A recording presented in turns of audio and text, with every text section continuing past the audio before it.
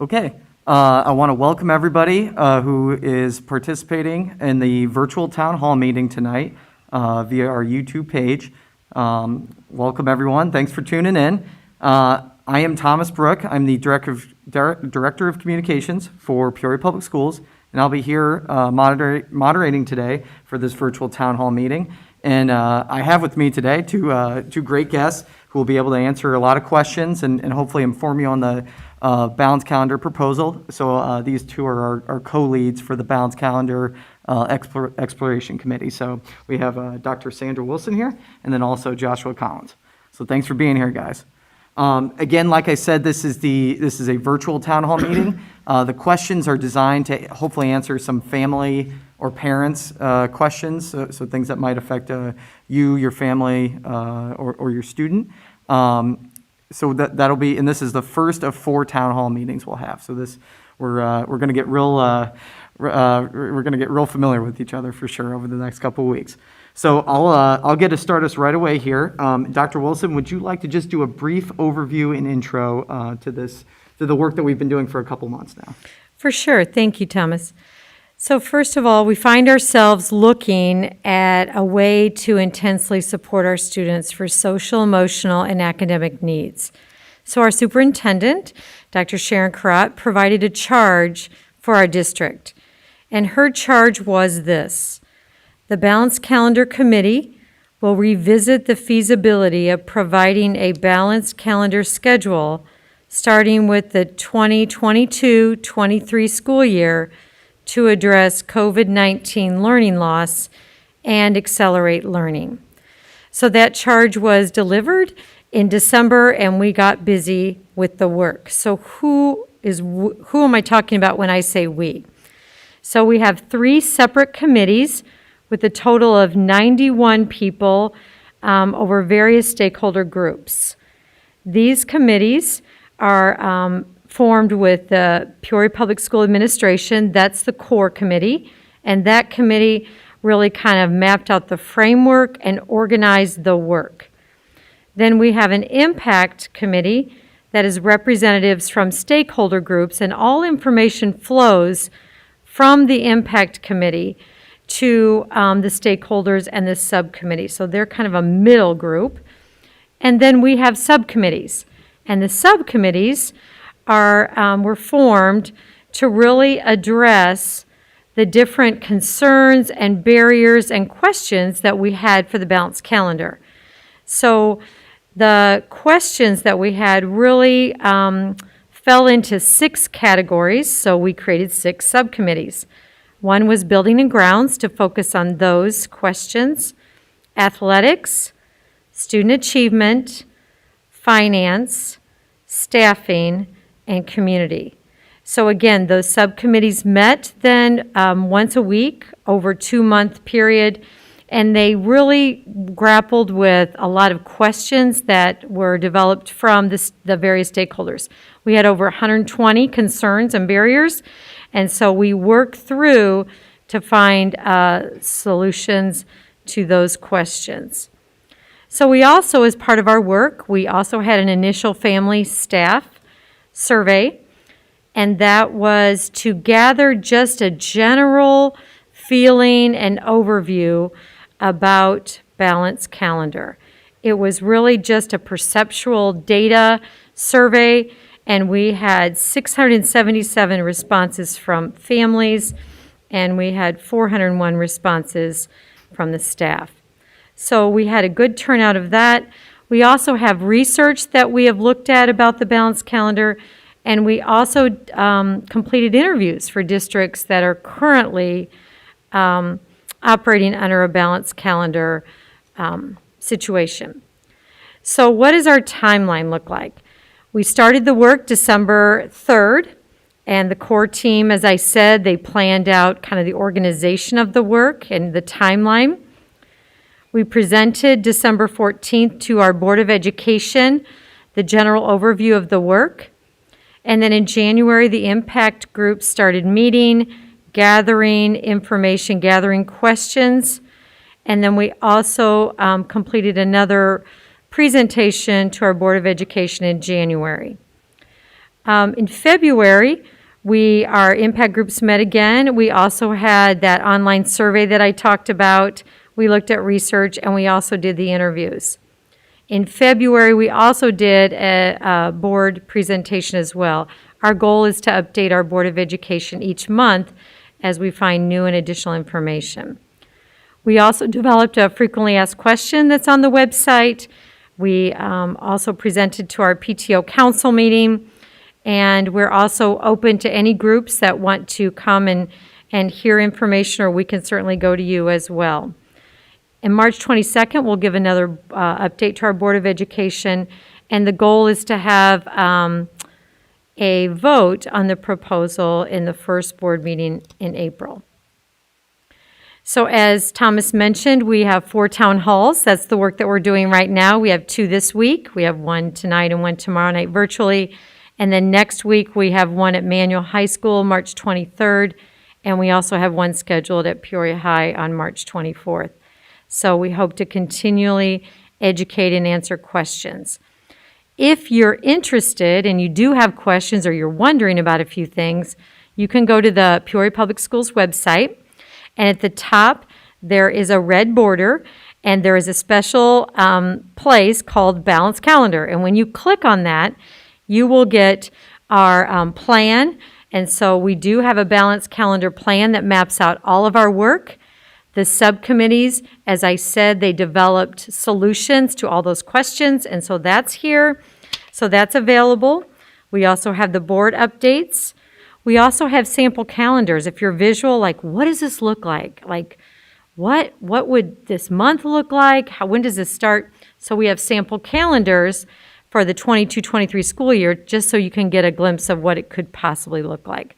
We have a frequently asked question. We have some research study findings, and then we also have the preliminary survey results.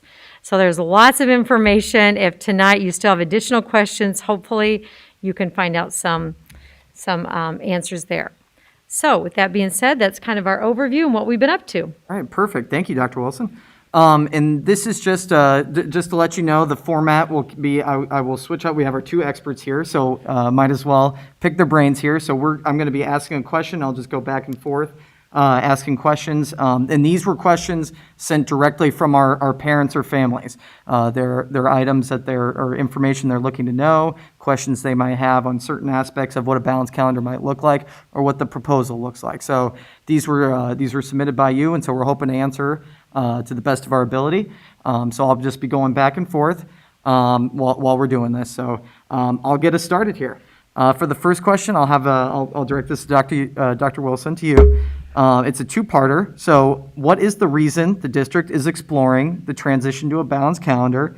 And then why are you changing up the school year calendar when we haven't even gone back to normal school hours? And that's referring to we're in a different school hour due to COVID and due to our phasing back into in-person instruction. So take it away. Sure, fair questions. So our district is working to develop a year-long calendar structure that supports additional student opportunities to learn, also providing continuity through the 12 months. We hope that this will impact student learning, ensuring that all students are meeting grade level proficiency and mastering content. We want to also be able to provide academic supports, enrichment opportunities, and rest. And also this allows for a continuation of routines and classroom practices with more fluid flow throughout the year. So why are we changing this up when we haven't even gone back to normal school hours? Actually, Peoria Public Schools has adopted a traditional calendar for next school year, the 2021-22 school year, starting mid-August.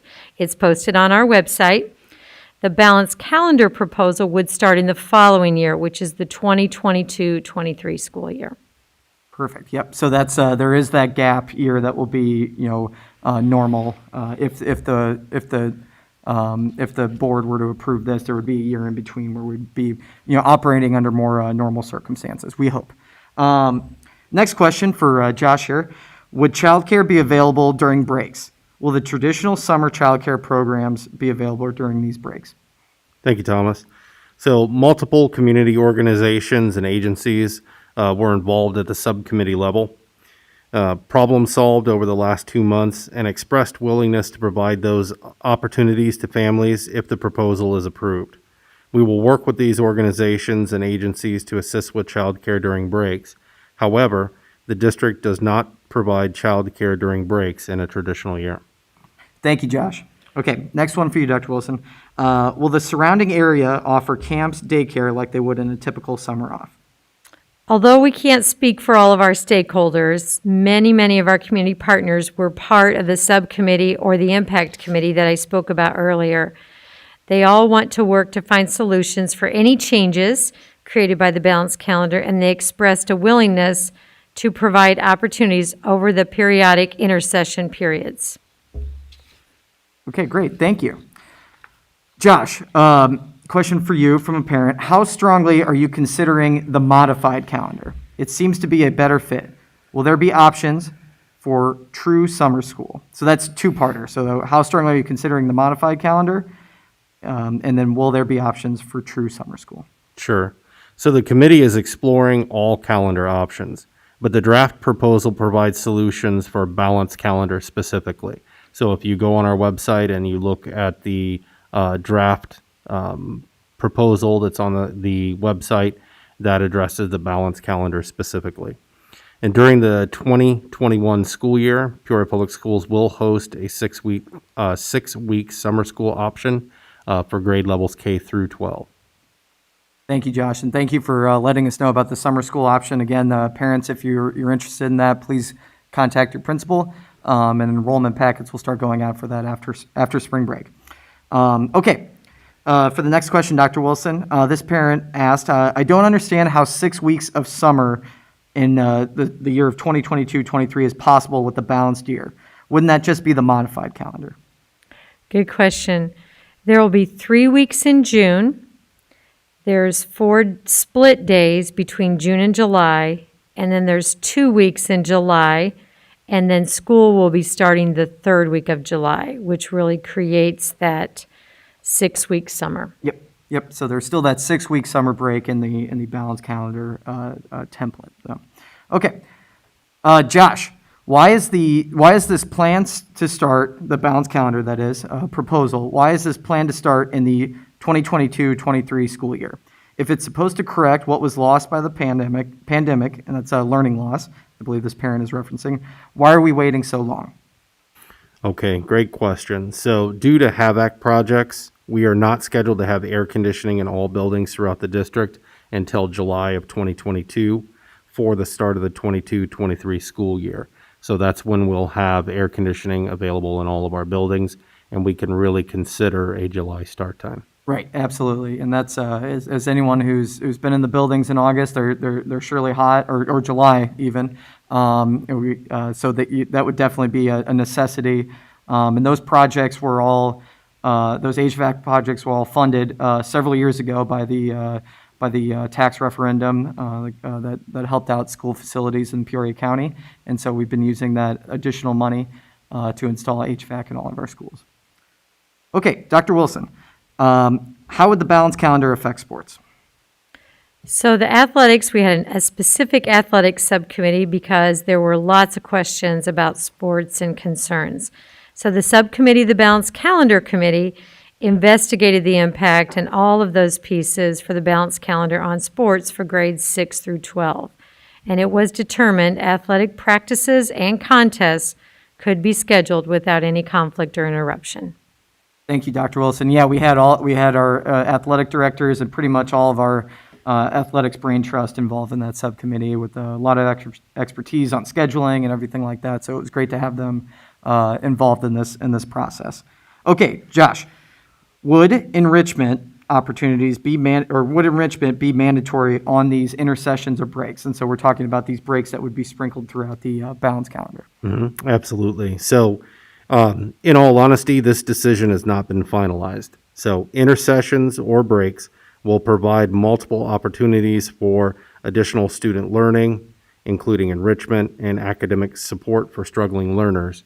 But until a balanced calendar is actually adopted, we actually can't make the decision whether or not these breaks could potentially be mandatory or not. Okay, perfect. Thank you, Josh.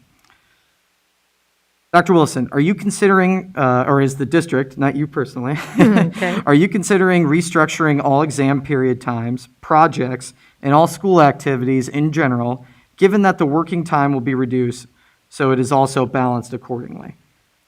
So something to think about is the working time for learning has been restructured, not reduced. It's just been reorganized over a calendar. There will be the same amount of time for projects, school activities, and exams as in the traditional schedule. Yep, and that's always very important to realize that this is not they're not fewer school days, there's not fewer break days, it's just sprinkled more evenly throughout the year. So same amount of break days, same amount of school days. Okay, next question, Josh, from this parent. If we were on a balanced calendar schedule, how would that affect our participation in activities, college admission information, etc., where other schools across the state are doing the regular calendar year? Okay, so it was determined that there will be no impact on college-related activities. Our students will actually have more time to participate in these types of activities with longer intersession periods throughout the academic year. So we believe that there's actually more opportunities for our students to take advantage of these during the intersessions rather than potentially doing that during class time.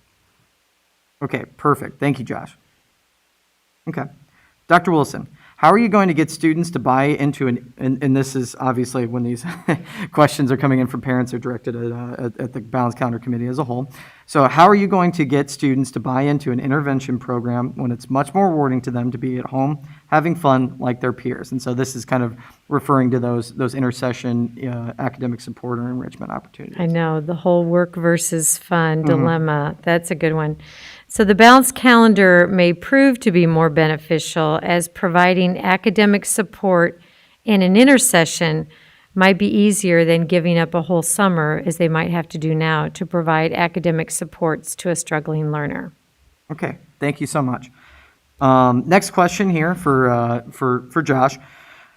Breaking with tradition, which in this case is referring to our traditional calendar, takes time to reorganize one's summer life. Have you given consideration, and has the committee given any consideration to the families who travel to visit family in other countries during summertime? So families will work within the schedule that is provided. The balanced calendar provides additional options for families to travel overseas throughout the year instead of only in the summer, including during non-typical travel periods where the costs associated with the travel are generally lower. So we're giving more opportunities throughout the year for travel during these other breaks than just simply kind of pigeonholing all of your travel into a summer. Yep, absolutely. So that would incorporate some of those multiple week breaks in the fall and the winter and the spring, instead of just the couple days in the fall, 2 weeks in the winter, and then your 1 week typically in the spring. Okay, perfect. Thank you, Josh. Okay, Dr. Wilson, this parent wants to know, will the district still pursue this idea even if the survey, and this is just a reminder that there is a survey out right now for families and staff to fill out about the balanced calendar. So will the district still pursue this idea even if the survey shows that few people want it? So the Balanced Calendar Impact Committee will provide a recommendation to the superintendent and then to the Board of Education through Dr. Karat. The survey will be one piece of the total information supplied through the work of the committee as a whole. So it's not just a one data point, it's the totality of the work that's been accomplished since December. Okay, thank you. Next question, Josh. Will teachers have to work during intersessions? And so will teachers be working during those breaks? Sure. So staff will have the option of working during the intersessions for additional work time or additional money. So yes, there will be opportunities for teachers to work during these intersessions. Okay, thank you, Josh. Dr. Wilson, for families that have working parents, and we know that's a lot of our families for sure, how would the academic support or enrichment opportunities work during these breaks? So something to consider, again, they're not completely ironed out, But if you think about it this way, they may include a full day of enrichment and academic support for students, in addition to breakfast, lunch, and latchkey opportunities in the afternoon. So this could be an excellent opportunity for working parents during those intersession breaks to provide this during that time. Okay, thank you. Josh, would programs be open for the times the students are out of school on break? And these are the variety of programs that we offer as a district. Or would those be open? Sure. So the intersessions will be a mixture of enrichment, academic support, and rest for students and families alike. Okay, thank you, Josh. Dr. Wilson, would the first and last days of the school year fall within the same week as they do now? So this is the first and last days of a balanced calendar school year. Would they fall in the same week as they do now? No. Simple answer is no. The first day of a balanced calendar school year would be in the third week of July, and the last day would be at the beginning of the month of June. Absolutely, yep. And that mimics, for those of our parents, many of them used to be former Valeska parents. So you Yes. might know that you might be very familiar with that calendar because our Valeska Hit and Pre-K program has been on balanced calendar for decades now. So it does mimic that calendar and that start if you're familiar with that for Valeska. Okay. Josh, next question. As a family where both parents work, will there be camps or something running for kids to go to when parents are working during all these extra breaks? I know it says that things would be worked out with community organizations, but that seems too vague. So this parent's just looking for a little more information around that question. Understood. So again, although we can't speak for all stakeholders, again, many community partners have been part of the subcommittee work to find solutions for changes created by Balanced Calendar. We have 1 year to plan and prepare. An ongoing committee will be formed to work through specifics after the Balanced Calendar is approved by the Board of Education, providing an infrastructure and choice grid to assist families. Okay, thank you, Josh. Here we are. The lack of sorry about that. The lack of research backing up the claim of administration. So this is just wondering for the balanced calendar, will it address learning loss and accelerate learning? This parent is wondering if this is exactly proven. Why is there so much time and effort going into a process that is not proven to be effective and worthwhile? And where is the research driving this idea? Glad you asked. Glad you asked. The reference to several research studies supporting advantages of a balanced calendar can be found in two places, actually. It can be found in the balanced calendar plan in Appendix C, or there's also a tab within the balanced calendar site on our homepage on the website, and it also has research studies that you can review and look through. Thank you, Dr. Wilson. And like you mentioned in the intro, that tab, that balanced calendar tab on the website is really a huge source of information if people are looking for more in this process. So thank you. All right, Josh, what will happen with schools who don't have air in the summer or high heat or during high heat times? It doesn't seem safe. And we kind of included this before, but just to reiterate a little bit about the AC projects. Sure, absolutely. Yep. So again, all buildings except for Woodruff will have air conditioning by the start of the 2022-2023 school year, which is the proposed implementation year for balanced calendar. So we should have air conditioning available in all of the buildings during that time. So that should no longer be an issue. Okay, perfect. Thank you, Josh. Dr. Wilson, this parent is wondering, is the beginning of August being considered as an option for a calendar change? So the modified version, which is starting the first week of August, is an option listed on the survey in order for us to gather additional feedback for consideration. Yep, absolutely. And like we said earlier, for right now, the plan and the process that we've gone through is adapted toward the balanced calendar, which does start in July. But the survey is trying to weigh what kind of feedback there is for that consideration. So for the modified. So okay, thank you, Dr. Wilson. Josh,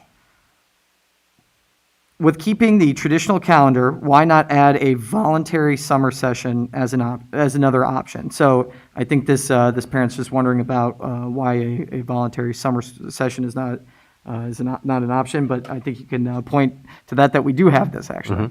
That's correct. So this is the current option with the traditional school year calendar.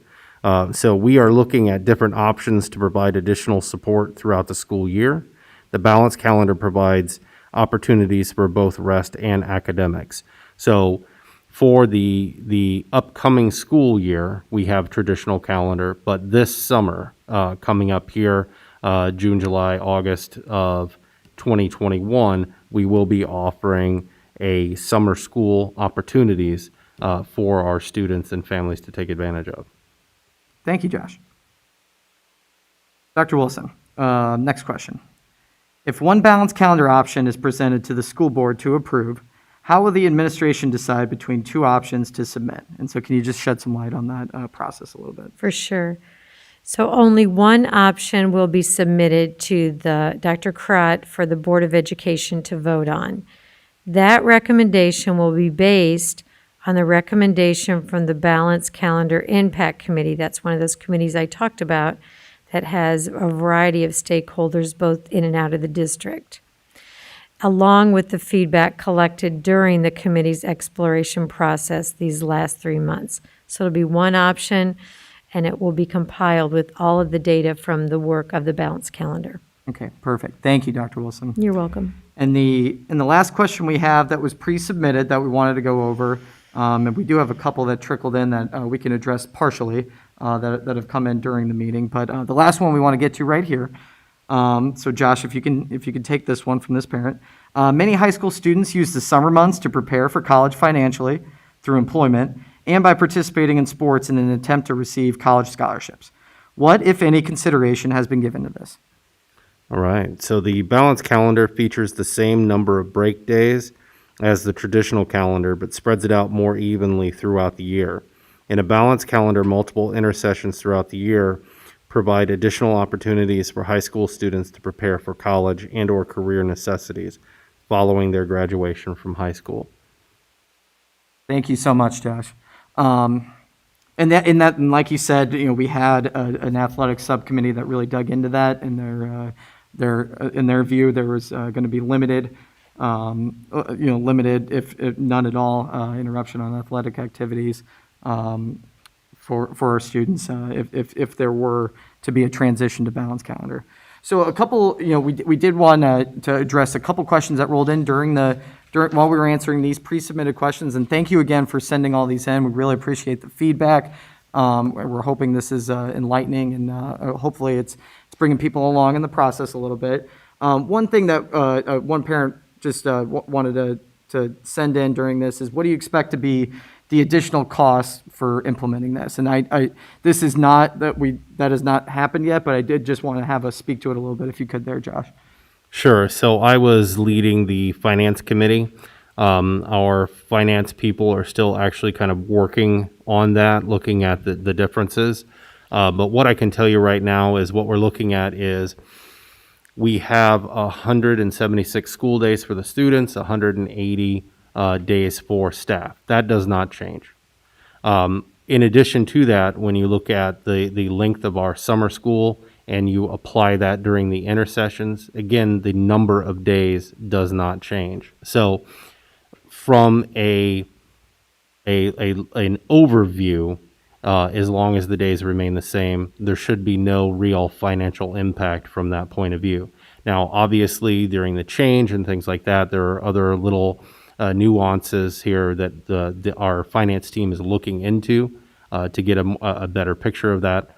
But if you look at it from apples for apples, 180 days, 180 days, 6 weeks, 6 to 8 weeks of summer school, 6 to 8 weeks of remediation or for academic supports during intersession, it's really a wash. Okay. Thank you so much for that and enlightening us on that one, Josh. Another question I just noticed here, and I think we can all address this, as a parent was wondering, is this being implemented no matter what? And as we mentioned earlier, that this is something that is going to be, the process is going to be a recommendation from the Balanced Calendar Committee, which is made up of, as Dr. Wilson said earlier, a variety of stakeholders, teachers, principals, parents, community members, leaders, community leaders, et cetera. That team will give a recommendation to the superintendent, and then that forwards that on to the board, and then the board will ultimately decide. So it is not being implemented no matter what. Another one that a question that was asked, and this is pretty large scale, but it has the committee considered the economic impact the balance calendar has on the Peoria community as a whole. We don't have that information. However, I think it's a question that I posed to a superintendent, a couple superintendents that either do a modified or balanced calendar version of, what is the economic impact on a larger community? Is that really, are you really able to find out that information? And they said it was, to their knowledge over a longer scale, they were not able to notice really any changes that might have been centered virtually, basically only on balanced calendar implementation. Obviously, communities rise and fall depending on a lot of different factors economically, but as far as the balanced calendar, of the superintendents I was able to reach out to, they reported not seeing a change in that regard. Just going to look here, see if there's anything else. Looks to be that's about it on the questions that we received during the meeting here. So yeah, that'll just about wrap it up for us here. Again, I just want to reiterate how appreciative we are of the questions and the feedback that we're getting, both from the survey and these town hall meetings. This is just your first opportunity. I do want to remind everyone that tomorrow will be a virtual town hall meeting, and that will be around more staff questions. And we did get some questions that came in during this meeting around staff. So if we can tomorrow, we'll try to address some of those. And then next week, we are having in-person ones at both Manual High School. That will be at 6 p.m. On March 23rd. And then on Wednesday, March 24th at 6 p.m., that will be at Peoria High. And those two are both open to staff and families if they want to attend. So please continue to provide us this feedback and engage in this process. And we're just really excited to have you a part of this process as the Balanced Calendar Committee goes through. So thank you again, and I hope everyone has a good night. Thank you.